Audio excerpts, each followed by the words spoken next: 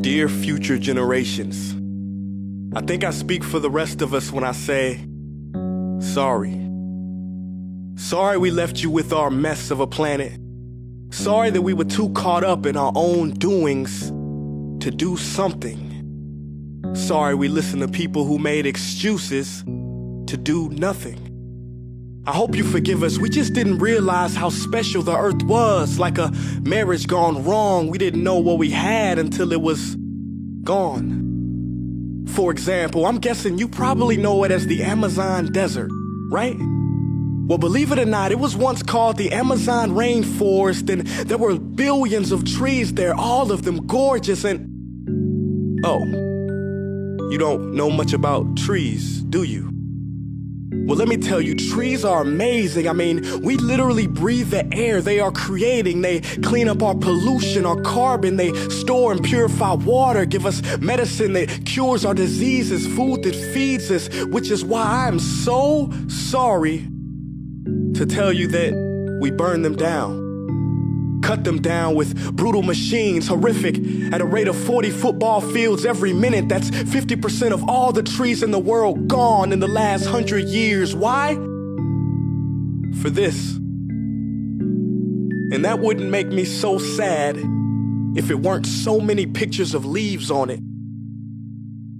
You know, when I was a child, I read how the Native Americans had such consideration for the planet that they felt responsible for how they left the land for the next 7 generations.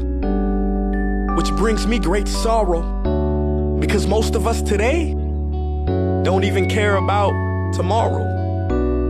So I'm sorry. I'm sorry that we put profit above people, greed above need, the rule of gold above the golden rule. I'm sorry we use nature as a credit card with no spending limit, overdrafting animals to extinction, stealing your chance to ever see their uniqueness or become friends with them.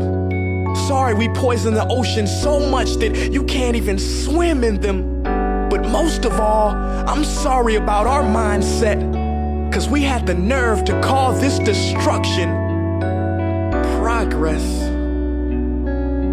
Hey Fox News, if you don't think climate change is a threat, I dare you to interview the thousands of homeless people in Bangladesh. See, while you were in your penthouse nestled, their homes were literally washed away beneath their feet due to rising sea levels. And Sarah Palin, you said that you love the smell of fossil fuels. Well, I urge you to talk to the kids of Beijing who are forced to wear pollution masks just to go to school.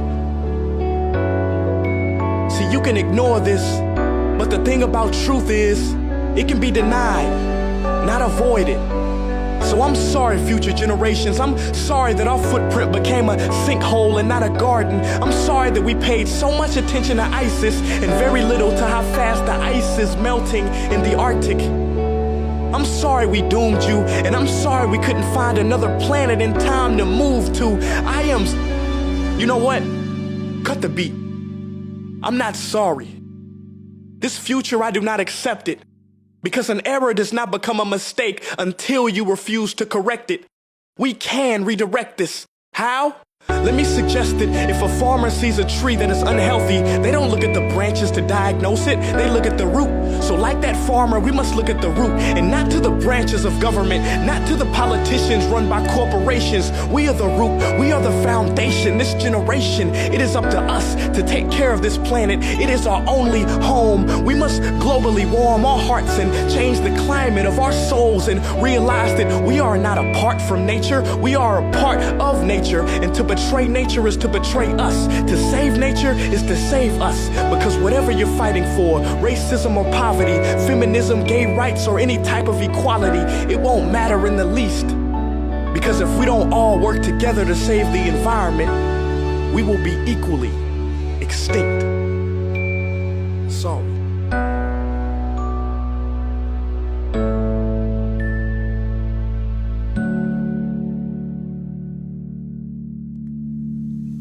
Hey guys, for the past several weeks, I've been here in Africa, the heart of Africa, witnessing the horrific destruction of the rainforest, which inspired me to write this piece. Why are forests being destroyed at such an enormous rate? For this, Today we live in a world where destroying trees makes you money.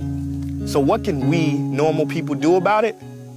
One way to directly fight the destruction is to stand for trees. By standing for trees, not only can you save the lives of trees, help forest communities, and protect the rights of animals to live in their homes, but you will also balance the amount of pollution that you yourself give off with your everyday activities, making you a part of the solution and not the problem. This is the option that I chose. But whatever way that you choose to stand for trees, do it. Because a wise man once said, when the rivers are all dried up and the trees cut down, man will then realize that he will not be able to eat money.